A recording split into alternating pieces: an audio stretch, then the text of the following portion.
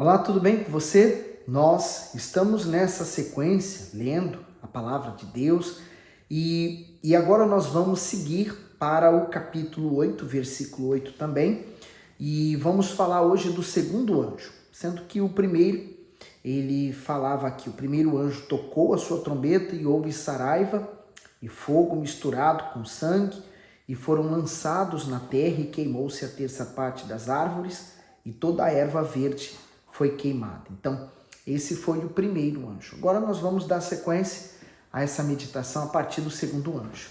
E você tem gostado desse conteúdo? Não esqueça de dar o seu gosto, partilhar o vídeo. Como sempre, nós iniciamos a nossa leitura orando a Deus e pedindo que Ele nos abra o entendimento. Vamos lá?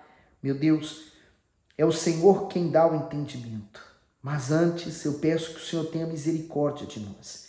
Que o Senhor perdoe os nossos pecados, que o Senhor lave nossa alma com teu sangue e nos purifique para que possamos sermos santos como o Senhor é santo e assim podermos abrir a tua palavra e ouvir a tua voz. Fala conosco nesse capítulo hoje, meu Deus, e nesses sons das trombetas, que ele venha ressoar no nosso ouvido e nos dar o temor para nos mantermos firmes até a tua vinda. Que assim seja.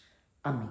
Apocalipse 8, versículo 8 diz: E o segundo anjo tocou a trombeta e foi lançada no mar uma coisa como um grande monte ardendo em fogo e tornou-se em sangue e a terça parte do mar.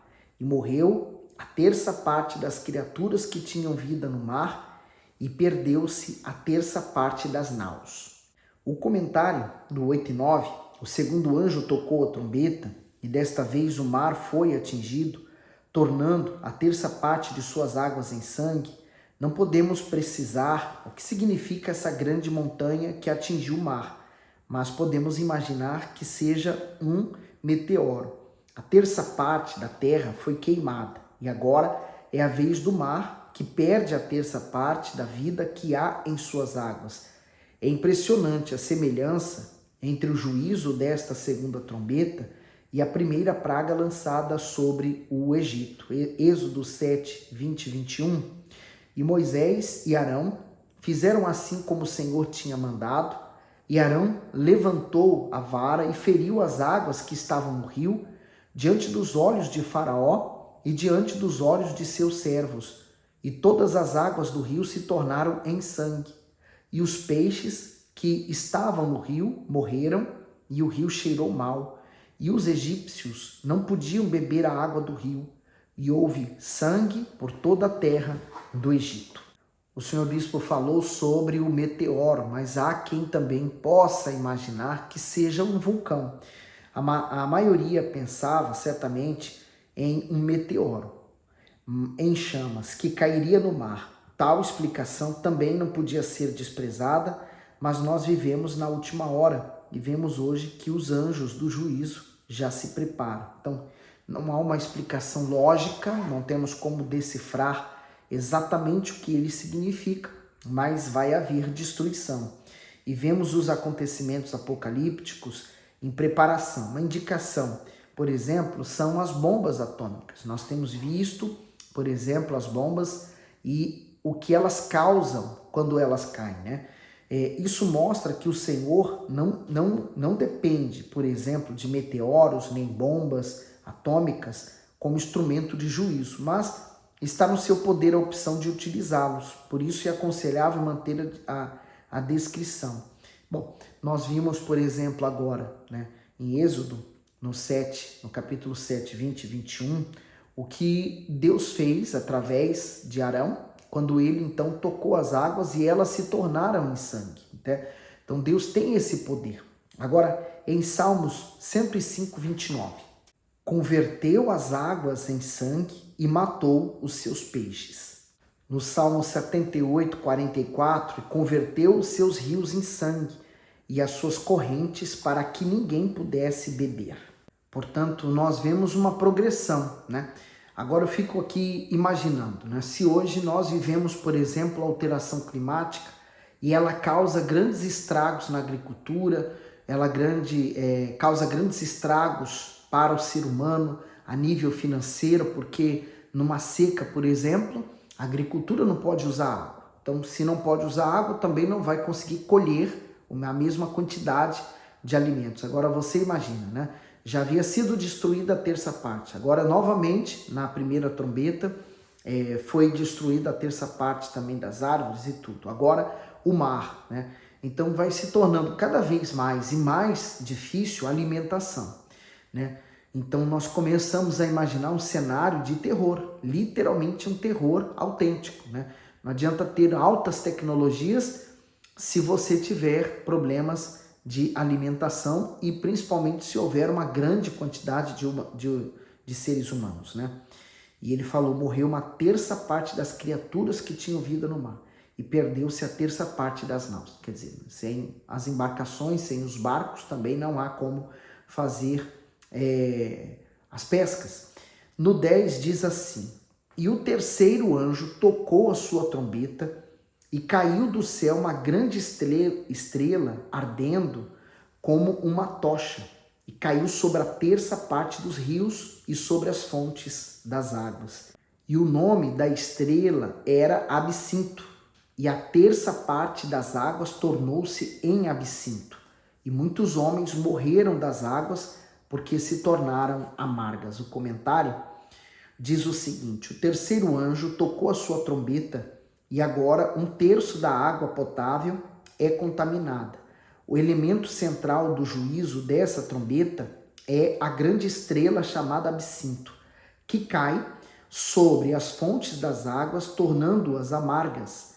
Se nos dias atuais muitos homens e animais sofrem pela falta de água, imagine nos dias desse grande juízo.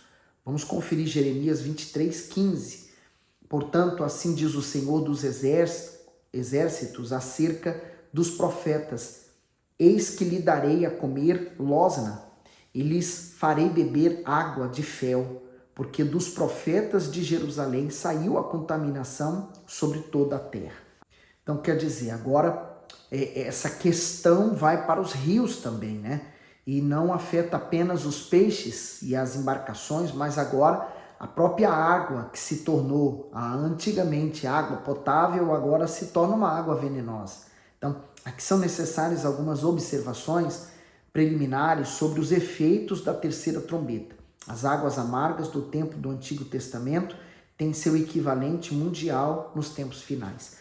E essa palavra mundial é importante a gente entendê-la, né? Por exemplo, há coisas que acontecem que são de níveis de um país, regionais, mas aqui, né, esses eventos que nós estamos vendo acontecer vai ser a nível mundial. Por exemplo, a humanidade nunca assistiu algo dessa forma, a não ser lá em Noé, quando veio o dilúvio, e quando nós participamos, todos nós, do período da Covid-19, né? Que afetou não apenas uma parte do globo terrestre, mas toda a Terra sofreu consequências seríssimas por causa da Covid-19. Então, a Segunda Guerra, a Primeira Guerra, todas elas se passaram aqui para esse lado da Europa, mas não atingiu, por exemplo, a Argentina, alguns países da América do Sul, né? Nem a África do Sul, por exemplo.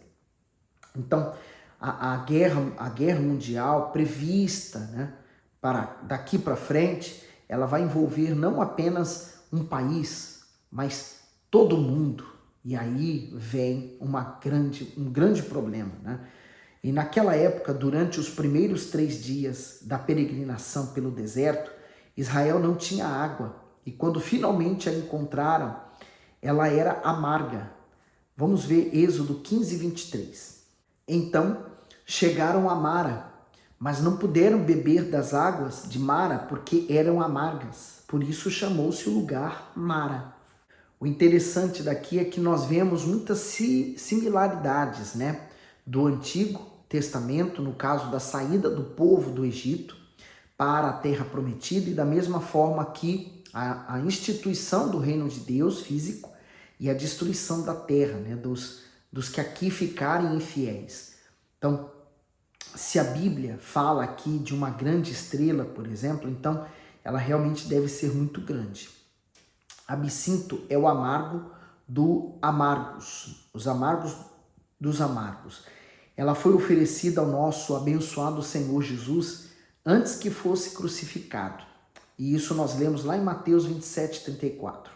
Deram-lhe a beber vinagre misturado com fel, mas ele, provando, não quis beber. Portanto, vinho misturado com fel, né, é traduzido por absinto.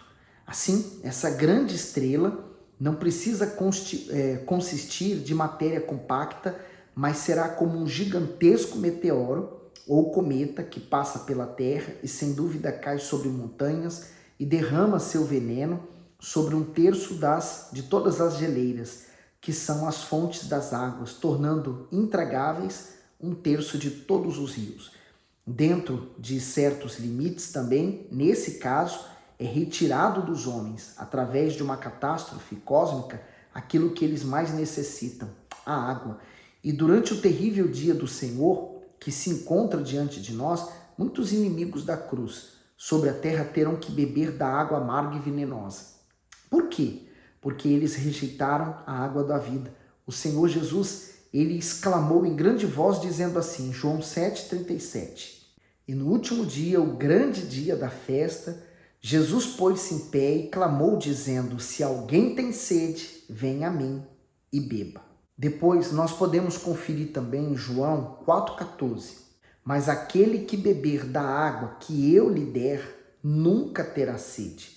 Porque a água que eu lhe der, se fará nele uma fonte de água que salte para a vida eterna. Então, qualquer fonte nesse mundo é limitada, né? A água que nós bebemos do mundo, ela nos sacia por aquele momento, mas voltamos a ter sede. Diferente dessa água que só Jesus pode nos dar, né? Só ela pode nos oferecer gratuitamente essa certeza, né, da salvação. Então, aqueles que rejeitaram beber da água, agora vão ter que beber de águas amargas.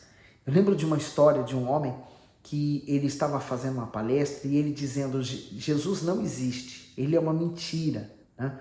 E ele falou assim, há alguém aqui que pode me provar que Deus existe? E um senhor levantou a mão dizendo que sim, ele podia provar. E ele falou, então vem aqui, venha para o palco.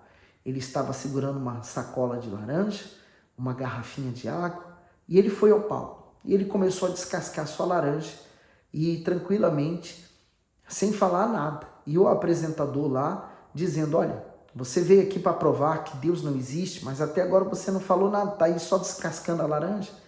E ele pacientemente descascou a laranja, abriu, chupou a laranja e ele falou assim, essa laranja, ela é doce ou é amarga?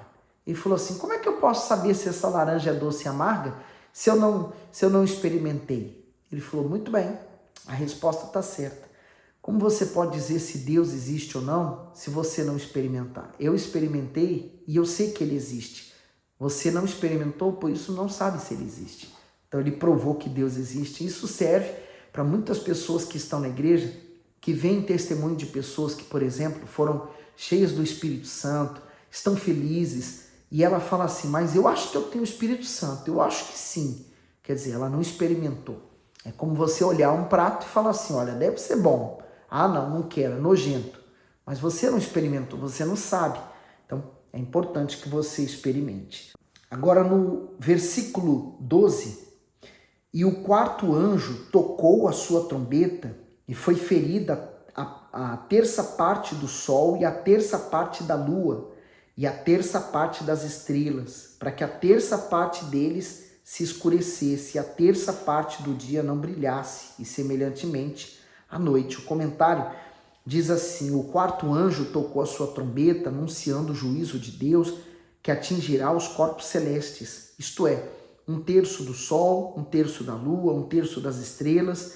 Com certeza isso afetará a vida na Terra, pois impactará todo o ecossistema e causará um grande desequilíbrio na natureza. Técnicos em meteorologia afirmam que drásticas mudanças climáticas ocorrerão no planeta em um futuro próximo. Eu diria que esse futuro próximo já estamos a vivê-los. Isaías 13, 9 ao 10 diz, eis que vem o dia do Senhor, horrendo com furor e ira ardente, para pôr a terra em assolação. e dela destruir os pecadores, porque as estrelas dos céus e as suas constelações não darão a sua luz, e o sol se escurecerá ao nascer, e a lua não resplandecerá com a sua luz. Ezequiel 32, 7 ao 9, e apagando-te eu, cobrirei os céus e engrandecerei as suas estrelas, ao sol encobrirei com uma nuvem, e a lua não fará resplandecer sua luz. Todas as brilhantes luzes do céu enegrecerei sobre ti, e trarei trevas sobre a tua terra, diz o Senhor Deus, e afligirei os corações de muitos povos quando eu levantar a tua destruição entre as nações, as terras que não conheceste. E por fim, Lucas 21, 26 ao 28. Homens desmaiando de terror na expectação das coisas que sobrevirão ao mundo, porquanto os poderes do céu serão abalados. E então verão o Filho do Homem numa nuvem, com poder e grande glória. Ora, quando essas coisas começarem a acontecer, olhai para cima e levantai as vossas cabeças, porque a vossa redenção está próxima. E disse-lhes uma parábola: olhai para a figueira e para todas as árvores. Nesses finais de tempos, nós vimos os profetas e o próprio Senhor Jesus, em Lucas, capítulo 21, anunciando coisas inconcebíveis, coisas extraordinárias. A vida espiritual está se apagando. E por quê? Porque nós vemos o apagar das estrelas. É encoberta a firme palavra da Bíblia que diz, 1 João 5,12, quem tem o Filho tem a vida, quem não tem o Filho de Deus não tem a vida. Por isso que longe do Senhor Jesus ninguém tem vida. Ela simplesmente sobrevive, mas vida só temos quando encontramos Jesus. O quarto juízo das trombetas, como vimos, no qual é ferido 1/3 do sol, 1/3 da lua, 1/3 das estrelas, de maneira que a terça parte do dia e da noite escurecem, acontece hoje espiritualmente. A luz do Evangelho retrocede mais e mais diante do avanço das trevas. E aí até acrescentaria aqui, o avanço da tecnologia também. Em muitos corações ficou escuro. Encontramo-nos justamente diante da era anticristã. Primeiro, porém, virá o arrebatamento, e bem-aventurado aquele que está preparado para encontrar Jesus nas nuvens do céu. E eu quero esse momento, eu quero viver esse momento. E por isso que estou aqui, porque eu quero que você viva ele também. Agora, Apocalipse 8:13. E olhei e ouvi um anjo voar pelo meio do céu, dizendo com grande voz: ai, ai, ai, dos que habitam sobre a terra, por causa das outras vozes, das trombetas, dos 3 anjos que estão por tocar. O comentário do 13, ai, ai, ai. Os 3 ais do anjo exprimem um grande lamento pelos grandes e terríveis flagelos que os habitantes da terra sofrerão. Esses flagelos serão anunciados pelas 3 últimas trombetas que ainda irão restar. Os injustos passarão pelas dores deste juízo. Então, antes de acontecer os 3 últimos, o anjo já vem anunciando os 3 ais. Há algumas versões da Bíblia que eles não chamam de anjo, mas eles falam sobre águia, como águia. E aí o estudo que eu fiz diz assim, os pássaros normalmente voam sobre o céu, mas essa águia voa pelo meio do céu. Assim, essa águia está em casa no céu, que ela, em vista das próximas 3 trombetas, exclama, ai, ai, ai, mostra que a comove muito o fato de que os habitantes da terra ainda terão que passar por juízos terríveis. E ela tem um significado, diz assim, os filhos de Deus são comparados diversas vezes com águias na Bíblia, por exemplo, em Isaías 40:31. Mas os que esperam no Senhor renovarão as forças e subirão com asas como águias, correrão e não se cansarão, caminharão e não se fatigarão. E daí tem muitas pessoas que se perguntam, não há uma contradição então na Bíblia? Não, nós temos que entender o seguinte, aqueles que copiavam a Bíblia, eles iam copiando cópia de cópia de cópia. A Bíblia é fiel, e ela já foi comprovada que ela está autêntica, né? Desde quando foi escrito até os dias de hoje, mesmo tendo sido reproduzida. A questão é como traduzir determinadas coisas do grego para o inglês, do inglês para o português ou do grego para o português. Então são expressões idiomáticas que por vezes o tradutor, aquela pessoa que está traduzindo, ela tem dificuldade de expressar em palavras aquilo que ela leu no original. Então é natural haver algumas interpretações diferentes. Pode ser um anjo, como pode ser a águia, como nós vimos, né? O ser humano também é comparado com uma águia. Depois ele diz aqui o seguinte: segundo o meu entendimento do estudo que eu fiz, vemos representada nesta águia que voa pelo meio do céu e exclama a tríplice ai, a igreja de Jesus arrebatada, que está unida com o Cordeiro que foi morto, assim como os 24 anciãos no capítulo 4 também representa a igreja. Para mim isso faz bastante sentido, né?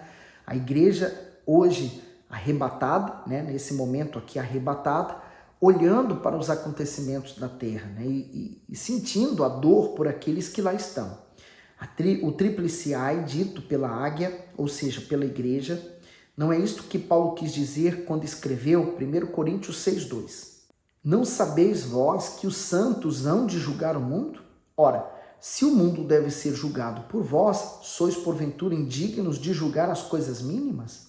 Então aqui nós vemos um pré-anúncio, né, sobre aquilo que podemos e vamos imaginar ter na eternidade, que são coisas difíceis hoje de nós conseguirmos conceber na nossa mente. Ainda sabemos tão pouco daquilo que a igreja arrebatada fará no céu. Lá irá prevalecer uma atividade dinâmica e maravilhosa, eu creio, pois a igreja glorificada receberá elevadas tarefas. O tríplice ai é ouvido na terra, no sentido de que a igreja de Jesus, então, não estará mais aqui. Esse é o sinal milagroso e do juízo para os que ficarem para trás. Uma das pregações mais altas para todo o mundo cristianizado. E essa é minha esperança, né? Eu luto para que eu não fique e eu não tenha que ver isso, ou passar por isso, ou me tornar um incrédulo completo e não crer na volta do Senhor Jesus. Nós vemos hoje, por exemplo, como o bispo disse, o esfriamento de tantas pessoas na igreja, né? As pessoas parecem que elas estão vivendo a vida delas como se Jesus nunca fosse voltar. E aí muitos dizem assim, mas muitos dizem que Jesus iria voltar e não voltou até hoje, mas aqueles que estão morrendo, nunca esqueça disso. Quem morre hoje, então Jesus voltou para aquela pessoa. Se ela estava salva, ela terá um encontro com o Senhor e Salvador da alma dela. No entanto, Jesus está voltando todos os dias para aqueles que estão salvos. Mas para aqueles que não estão esgotando completamente a misericórdia de Deus e terão que aguardar esse dia, o dia da ira. Eu não quero estar lá presente. Você quer? Eu não. Então vamos firmes na fé, perseverar e renunciar nossas vontades para que a vontade de Deus seja feita. Que Deus abençoe você abundantemente.